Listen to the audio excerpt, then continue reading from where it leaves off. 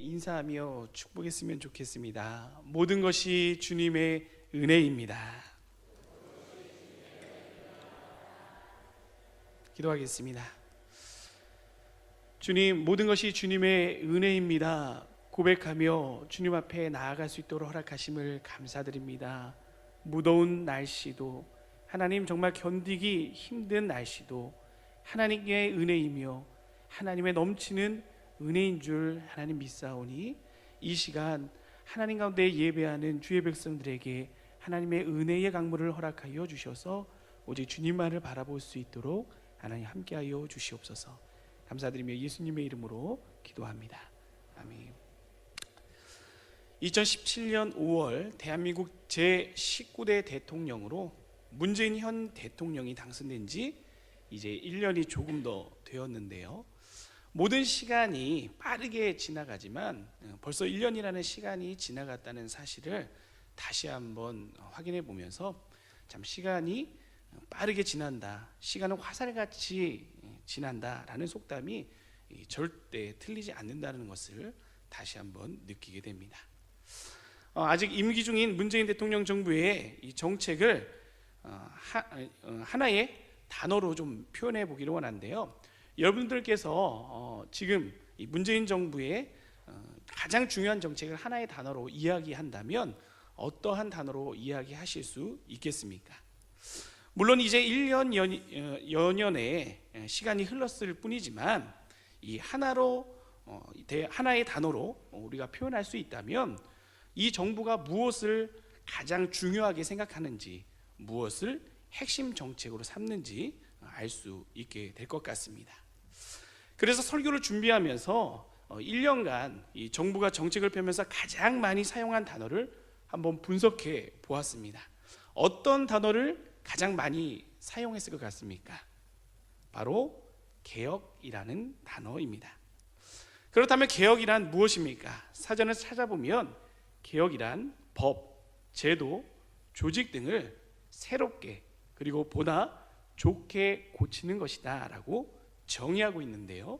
즉 우리 사이에 불합리한 것들, 잘못된 것들을 보다 좋게 고치는 것, 바로 이것이 개혁이다 라고 이야기할 수 있을 것 같습니다. 그런데 하나님의 말씀, 성경에서 이야기하는 개혁은 이처럼 세상에서 이야기하는 개혁과는 조금 다른 뜻을 가지고 있습니다. 영어 성경인 NIV 성경을 보면 헬라어로 디오르도시스, 이 개혁이라는 단어를 사용할 때에 리폼이라는 단어를 사용하고 있는 것을 보게 되는데요. 이 리폼이라는 단어는 두 단어, 리와 폼이라는 이 두 개의 단어가 합쳐져서 하나로 만들어진 단어입니다.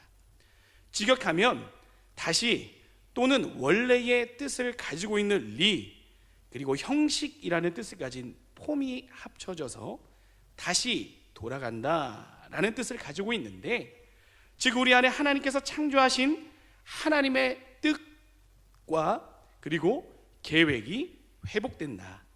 우리의 죄로 어그러지고 깨어져 버린 하나님의 형상이 예수 그리스도로 말미암아 우리 안에 세워짐으로 그 창조의 본질이 회복되어지는 것, 그것이 바로 개혁이라는 것입니다. 오늘 성경 말씀 역대하 34장부터 35장의 주인공인 유다 왕 요시야가 바로 이 개혁, 하나님의 말씀 앞에서 하나님의 본질로 돌아가기를 간절히 원하고 그리고 실천했던 사람인데요. 오늘 본문 말씀을 통해서 지금 개혁해야 합니다 라는 제목으로 하나님의 말씀의 은혜를 나누고자 합니다. 여호와께서 고쳐주신다, 여호와께서 치료하신다 라는 뜻을 가지고 있는 요시야는 이 남유다의 제16대 왕으로 8세의 아주 어린 나이에 왕으로 즉위하였지만 성경에 기록되어져 있는 것처럼 그는 어떠한 왕이었습니까? 그의 조상 다윗의 모든 행실과 같이 여호와 보시기에 정직하게 행하였으며, 그리고 또 대대적인 종교개혁을 단행했던 이 히스기야 왕의 증손자라고 기록하고 있음을 보게 됩니다. 그러나 요시야의 할아버지 므낫세, 그리고 요시야의 할아버지 므낫세는 이 정반대로 아버지였던 히스기야 왕이 허물어버린 산당을 다시 세우고, 그리고 바알과 아세라 목상을 만들었을 뿐만이 아니라 그것들을 하나님의 성전에 끌어들여 1월 성신을 위한 제단을 세우고, 그리고 하나님께서 가장 가증스럽게 여기시는 우상을 섬기는 일, 즉 흰놈의 골짜기에서 아들들을 불 가운데로 지나가게 하는 등 하나님 보시기에 악을 많이 행하여 여호와 하나님을 진노하게 만들었던 사람이 바로 므낫세입니다. 그 악이 하나님 앞에서 얼마나 중요했던지 역대하 33장 9절 말씀에는 이렇게 기록이 되어져 있는데요, 유다와 예루살렘 주민이 므낫세의 꾀임을 받고 악을 행한 것이 여호와께서 이스라엘 자손 앞에서 멸하신 모든 나라보다 더욱 심하였다라고 기록이 되어 있습니다. 그렇다면 므낫세의 아들이요 그리고 요시아의 아버지였던 아몬은 어떻게 살아갔을까요? 역대하 34장 21절에 의하면 이 아몬은 22세의 나이로 아버지 므낫세의 뒤를 이어 남유다의 왕이 되었지만 22절 말씀에서는 아몬을 어떤 사람이라고 기록하고 있느냐, 그의 아버지 므낫세의 행함같이 여호와 보시기에 악을 행하여 그의 아버지 므낫세가 만든 모든 우상에게 제사하여 섬겼을 뿐만 아니라 여호와 앞에서 스스로 겸손하지 아니하고 더욱 범죄하였다라고 기록하고 있으며, 그래서 결국 왕이 된 지 2년 만에 신하들에게 반역을 당해 비참한 죽음을 맞이하게 되었던 것입니다. 그런데 여기서 우리는 이 역사를 살펴보면서 정말 이해가 안 되는 한 가지를 발견할 수 있게 됩니다. 므낫세 그리고 아몬, 아버지이자 할아버지였던 히스기야의 대를 이어 각각 유다의 14대와 15대의 왕이 되었던 우리가 소위 얘기하는 성골이었음에도 불구하고 왜 그들에게선 히스기야의 믿음, 신앙을 발견할 수 없는가입니다. 우리는 그 해답을 신명기 17장에서 찾아볼 수가 있습니다. 하나님께서는 신명기 17장 14절에서 말씀하시기를 이스라엘 백성들이 우리도 우리 주위의 모든 민족들 같이 왕을 세워야겠다라는 생각이 들 때에 반드시 지켜야 할 것 세 가지를 말씀하고 계시는데, 하나님께서 세우신 자를 왕으로 세울 때에 병마를 많이 두지 말 것, 그리고 아내를 두어 그의 마음이 미혹되게 하지 말 것, 그리고 마지막 세 번째로 자기를 위하여 은금을 많이 쌓지 말아야 할 것을 지키라라고 말씀하고 계십니다. 그리고 이어 18절 이하를 보면 왕으로 세워진 이가 반대로 반드시 해야 할 두 가지에 대해서 또 말씀하고 계시는 것을 보게 되어지는데, 그 첫 번째는 무엇이냐면 율법서의 등사본을 레위 사람 제사장 앞에서 책에 기록하여 평생에 자기 옆에 두고 읽어 여호와 하나님을 경외하는 것을 배울 것, 그리고 그 두 번째는 율법의 모든 말과 규례를 지켜 행해야 할 것이다 라고 말씀하고 계십니다. 그러면 신명기 17장에서 이야기하는 이 하지 말아야 할 것 세 가지, 그리고 반드시 해야 할 것 두 가지를 여러분들께서 하나의 문장으로 만들어 본다면 무엇이라고 만들어 보실 수 있겠습니까? 그것은 바로 오직 하나님만을 경외하라라는 것인 줄 믿으시기 바랍니다. 병마나 안에 은금을 많이 둔다는 것은 하나님 외에 다른 것을 믿고 따른다는 것입니다. 반대로 하나님의 율법을 배우고 그것을 지켜 행하라는 것은 오직 하나님을 경외함으로 내 중심에 하나님이 주인이 되어 하나님의 뜻대로 살아가겠다라는 믿음의 고백인 것입니다. 히스기야 왕이 바로 그런 믿음으로 살았던 왕입니다. 그가 왕이 된 후 가장 먼저 한 것이 무엇인지 아십니까? 그것은 바로 여호와의 성전을 수리하고 성결케 한 것입니다. 그리고 여호와의 성전을 수리하고 성결케 한 히스기야가 이어 한 것은 온 이스라엘 백성들에게 유월절을 지키도록 한 것이었습니다. 무슨 이야기겠습니까? 하나님의 성전을 수리하고 성결케 하는 것, 그리고 유월절을 지키게 하였다는 것은 바로 한 가지, 무너진 예배, 그들의 죄로 말미암아 깨어져 버린 예배자의 삶을 회복했다는 것입니다. 사무엘상 17장을 보면 하나님께서 사울 왕에게 아말렉을 진멸할 것을 명령하셨던 사건을 보게 됩니다. 그런데 여러분들께서 잘 아시는 것처럼 사무엘은 그 하나님의 명령에 어떻게 반응하였습니까? 하나님께서는 분명히 그 모든 것을 다 남김없이 진멸하라라고 말씀하셨음에도 불구하고 가장 좋은 것, 그리고 가장 기름진 것을 자신의 전리품으로 남겨놓게 됩니다. 그리고 그것을 책망하는 사무엘에게 사울 왕의 핑계는 무엇이었느냐? 하나님께 드리기 위함이다. 즉 하나님께 예배드리기 위함이다 라고 이야기했다는 것입니다. 그러나 사무엘은 이러한 사울 왕에게 분명하게 이야기합니다. 순종이 제사보다 낫고, 그리고 듣는 것이 순양의 기름보다 낫다는 것입니다. 다시 말해 형식적인 예배, 흉내만 내는 예배자의 삶이 아니라 사울 왕이 지금 당장 회복해야 할 것은 바로 나의 주인 되시는 하나님을 향한 진정한 예배자의 삶이라는 것입니다. 그렇습니다. 히스기야는 그것을 분명하게 알았던 것입니다.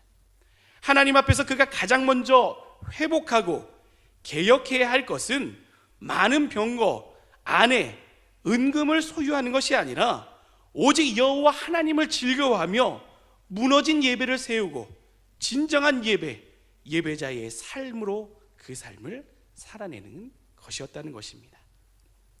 하지만 므낫세와 아몬은 히스기야와 같이 진정한 예배자의 모습을 가지지 못했습니다. 므낫세는 하나님 대신에 우상을 만들어 그것을 섬겼고, 그의 아들 아몬도 그의 아버지 므낫세가 만든 우상을 섬김으로 그들의 겉모습은 유다의 왕 다윗의 혈통 예배자의 모습은 가졌지만 그들의 중심은 아니었던 것입니다. 그렇다면 오늘 우리의 믿음, 우리의 삶을 돌아보기 원합니다. 과연 우리의 삶은 히스기야처럼 진정한 예배자의 삶입니까? 아니면 므낫세와 아몬과 같이 흉내만 내는 예배자의 삶이지는 않습니까? 우리는 이 답을 내리기 전 진정한 예배자의 삶이 무엇인지 다시 한번 돌아보아야 할 것입니다. 그러나 답은 이미 나와 있습니다. 예배자의 삶이란 무엇이라고 하였습니까? 그것은 바로 내 삶의 주인이 내가 아닌 하나님이 되시는 것, 오직 마음을 다하고 뜻을 다하여 우리 주 하나님을 섬김으로 우리의 삶이 하나님과 함께 동행하는 삶, 그래서 하나님께서 기뻐하심으로 하나님이 증거되어지는 삶이 바로 예배자의 삶인 줄 믿습니다. 그러나 안타깝게도 우리의 예배자의 삶은 히스기야보다는 므낫세와 아몬과 가깝지 않은가 생각이 됩니다. 성전이 회복되고 유월절이 회복됨으로 하나님 앞에서 기뻐했던 히스기야의 예배가 아니라, 예배는 드리지만 우리의 삶에서 진정한 예배자의 모습은 사라져 버렸기 때문입니다. 그래서 주일 예배를 드려 그 말씀 가운데 은혜를 잠시 받지만 마치 길가에 뿌려진 씨앗처럼 우리의 삶에선 메마른 우물과 같이 생명의 능력을 잃어버린 채 살아가는 것이 아니겠습니까? 그렇다면 오늘 우리에게 필요한 것은 무엇이겠습니까? 오늘 말씀의 제목처럼 바로 개혁입니다. 앞에서 살펴봤던 것처럼 다시 본질로 돌아가는 그 회복의 역사가 오늘 우리 안에 있어야 한다는 것입니다. 다시 말해 요시야의 개혁이 지금 우리에게 필요할 때입니다. 우리 오늘 본문 말씀 2절 말씀을 다시 한번 함께 봉독해 보겠습니다. 2절 말씀입니다. 시작.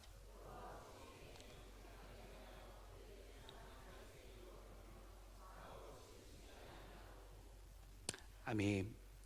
요시야의 개혁, 우리가 주목해야 할 것은 요시야가 아버지 아몬과 그리고 할아버지 므낫세의 길을 따르지 않고 오히려 증조부이신 히스기야가 걸어갔던 길을 회복했다는 것입니다. 그렇다면 요시야가 회복한, 요시야가 개혁한 그것은 무엇일까요? 우리가 읽었던 2절 말씀은 이렇게 기록하고 있습니다. 여호와 보시기에 정직하게 행하여 그의 조상 다윗의 길로 걸으며 좌우로 치우치지 아니하였다. 요시야는 그의 조상 다윗의 길을 걸어갔다는 것입니다. 그렇다면 다윗은 어떤 사람이었습니까? 사무엘상 16장 7절을 보면 사무엘을 향하여 말씀하시는 하나님의 말씀을 통해 다윗이 어떤 사람인지 우리는 살펴볼 수가 있습니다. 사무엘상 16장 7절에서 하나님께서는 사무엘에게 말씀하시기를 나 여호와는 중심을 본다라고 말씀하고 계십니다. 즉 다윗의 중심에는 언제나 하나님을 경외하는 예배자의 신앙이 있었다는 것입니다. 그래서 다윗은 밧세바를 범한 죄를 범했을 때라도 다른 왕들처럼 변명이나 그 죄를 덮으려 한 것이 아니라 하나님 앞에 자복할 수 있었던 것입니다. 즉 다윗처럼 요시야 왕도 이스라엘을 다스릴 때에 사람을 의식하여 좌로나 우로 그 판결을 굽게 한 것이 아니라 오직 하나님만을 바라보며 하나님의 말씀을 따라 하나님께서 세우신 그 왕의 직분을 감당했다. 말씀 앞에서 정직하게 행했다는 것입니다. 다시 말해 우리가 개혁해야 할 첫 번째는 무엇이겠습니까? 바로 우리의 신분에 맞는 삶을 살아가야 한다는 것입니다.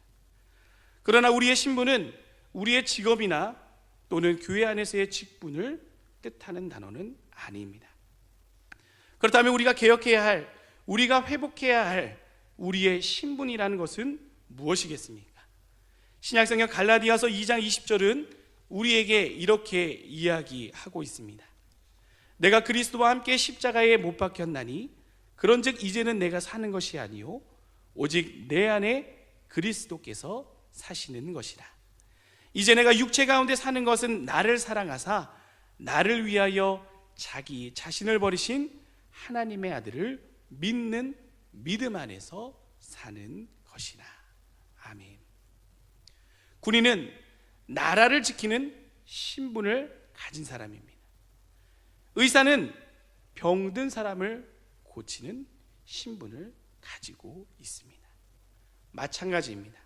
우리의 신분은 우리를 위해 죽으신 예수 그리스도의 십자가로 인해 내 안에 살아계시는 그분과 함께 살아가는 사람인 것입니다. 그래서 우리는 착하게 살기 위해서 교회에 다니는 것이 아니라 교회에 다니기 때문에 착하게 살아가야 하는 것입니다. 두 번째, 우리 34장 33절 말씀,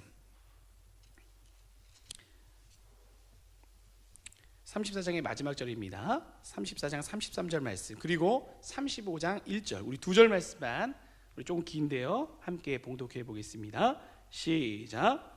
이와 같이 요시야가 이스라엘 자손에게 속한 모든 땅에서 가증한 것들을 다 제거하여 버리고 이스라엘의 모든 사람으로 그들의 하나님 여호와를 섬기게 하였으므로 요시야가 사는 날에 백성이 그들의 조상들의 하나님 여호와께 복종하고 떠나지 아니하였더라. 요시야가 예루살렘에서 여호와께 유월절을 지켜 첫째 달 14째 날에 유월절 어린 양을 잡으니라. 아멘. 우리가 방금 읽었던 이 두 절 말씀에서 우리는 요시야의 두 번째 개혁을 분명하게 알 수 있습니다. 그것이 무엇입니까? 이스라엘 자손에게 속한 모든 가증한 것들을 제거하고 그리고 유월절을 회복해 했다는 것입니다. 여기서 가증한 것이란 34장 3절과 그리고 4절 말씀에 자세하게 기록이 되어져 있는데요, 그것은 바로 그의 할아버지와 그리고 아버지가 만들고 섬긴 아세라 목상들, 아로 새긴 우상들, 부어 만들 우상들과 바알의 제단들을 가리키는 단어입니다. 잠시 므낫세와 아몬의 역사를 좀 다시 한번 살펴보면, 므낫세가 유다를 다스린 기간은 55년입니다. 그리고 그의 아버지 아몬이, 요시아의 아버지였던 아몬이 유다를 다스린 기간은 2년입니다. 여기서 제가 수학 문제를 한번 내보겠습니다. 그렇다면 므낫세 왕과 아몬이 총 유다를 다스린 횟수는 몇 년일까요? 몇 년일까요? 므낫세가 55년, 아몬이 2년이니까 둘이 합하면 57년. 수학자들만 계신 것 같습니다. 맞습니다. 57년입니다. 그런데 이 57년이라는 시간에 우리가 잠깐 주목해 보기를 원합니다. 57년이라는 시간, 짧은 시간일까요? 긴 시간일까요? 긴 시간일까요? 짧은 시간일까요? 물론 우리 인생에 57년이라는 시간은 결코 짧은 시간이 아닐 것입니다. 그러나 하나님께서 주관하시는 그 주권 아래에서 57년이라는 시간은 어떨까요? 매우 짧은 시간이라는 것입니다. 다시 말해, 이렇게 짧은 시간 안에 므낫세와 아몬이 만든 너무나도 다양하고 많은 이 우상들이 이스라엘 백성들의 삶의 주인이 되었고, 그리고 이스라엘 백성들의 삶을 지배했다는 것입니다. 이처럼 우리의 인생도 돌아보면 우리 안에 너무나 다양하고 많은 우상들이 우리의 중심에 있는 것을 보게 됩니다. 때론 우리 안에 물질이라는 우상이 우리를 다스리기도 하고, 때론 우리 안에 욕심이라는 우상이 우리를 다스리기도 합니다. 그리고 미움이나 의심이나 포기, 실로 다 열거할 수 없을 정도로 너무나 많은 우상이 우리 안에 주인이 되어 있음을 보게 된다는 것입니다. 왜 그럴까요? 므낫세와 아몬이 왜 그렇게 수많은 우상들을 만들었겠습니까? 솔로몬이 그의 왕권을 위해 정략적으로 이방인들과 결혼하고 그들의 신을 받아들였던 것처럼 므낫세와 아몬도 그들의 필요를 따라 그렇게 수많은 우상을 만들고 섬겼다는 것입니다. 마찬가지입니다. 우리가 이 세상을 살아가는데 필요하다는 이유만으로 우리도 우리 안에 수많은 우상들을 우리의 주인으로 세우고 우리 스스로 죄와 타협하며 살아가는 것이 부끄럽지만 우리의 인생의 모습이라는 것입니다.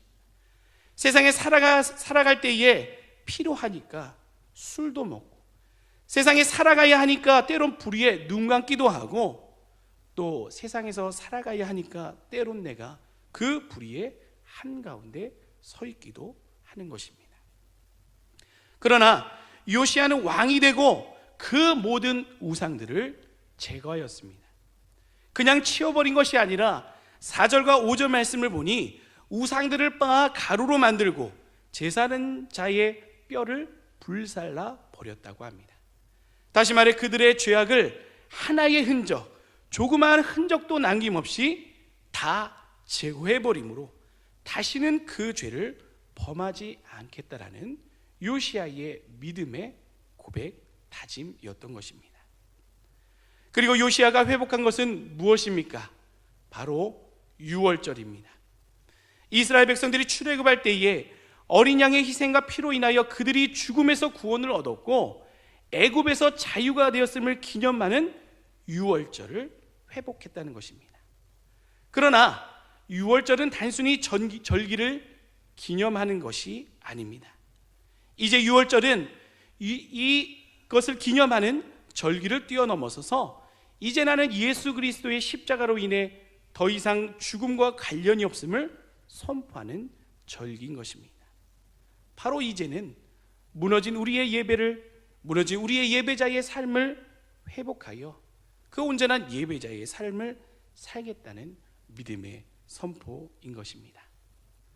다시 말해 요시야가 유월절을 회복했다는 것은 무너진 하나님과의 관계와 그리고 무너진 우리의 예배를 회복하고 이제 죽음의 권세하는 아무런 상관없는 그리스도인이 되었음을 선포하는 것인 줄 믿으시기 바랍니다. 이제 말씀을 마치고자 합니다. 혹자는 이렇게 이야기합니다. 우리가 사는 시대는 예배가 넘치는 시대라고. 그러나 진정한 예배는 없는 시대라고 말입니다. 아마도 혹자가 이렇게 이야기한 것은 이 시대에 우리는 마음만 먹으면 인터넷을 통해서, TV를 통해서, 또 다른 여러 방법을 통해서 쉽게 예배를 드릴 수 있고 실제 예배를 드리기도 하지만 우리의 삶에서 살아있는 예배, 살아있는 예배자의 삶이 드러나지 않기 때문일 것입니다. 그러나 이렇게 본질을 잃어버린 예배자의 삶은 므낫세와 아몬의 인생과 같이 죄의 저주 아래에 놓일 수밖에 없음을 기억해야만 하며, 또한 하나님께서 기뻐하시는 것은 호화찬란한 제사, 즉 형식만 남아있는 예배, 능력이 사라진 예배자의 삶이 아니라 오직 중심의 예배, 그리고 삶으로 살아가는 예배자를 기뻐하신다는 것을 우리는 기억해야만 할 것입니다. 그렇게 오늘 우리의 예배자의 삶엔 요시야의 개혁이 필요합니다. 내 안에 그리스도로 말미암아 내 안의 모든 죄악, 우상들을 그 흔적까지 제거해버리고 감격이 있는 예배, 은혜가 있는 예배, 능력에 있는 예배를 회복해야 한다는 것입니다. 또한 예배당에서뿐만이 아니라 우리의 삶 그 자체가 하나님께 영광이 되어지는 예배가 되어야 할 줄 믿습니다. 휴가철입니다. 많은 분들이 산으로 들로 휴가를 떠나게 되는데요, 저도 내일부터 휴가를 다녀오게 됩니다. 휴가를 통해 우리의 육신의 피로를 푸는 것도 중요한 쉼이 되겠지만, 이번 휴가를 통해 저 먼저부터 무너진 예배자의 삶이 혹 제 안에 없는지 돌아보며 영의 재충전을 하기를 원합니다. 진정한 쉼이란 무엇이겠습니까? 진정한 쉼이란 세상에서 얻을 수 있는 것이 아닙니다. 진정한 쉼이란 무엇이겠습니까? 바로 하나님의 말씀, 하나님의 그 평화로부터 나오는 것일 줄 믿습니다. 기도하겠습니다. 살아계신 아버지 하나님, 오늘 또 연약한 자 입술을 통하여 하나님, 우리 가운데 무너진 예배를 개혁하기 원하는 하나님의 귀한 말씀 가운데 나아갈 수 있도록 하심을 감사드립니다.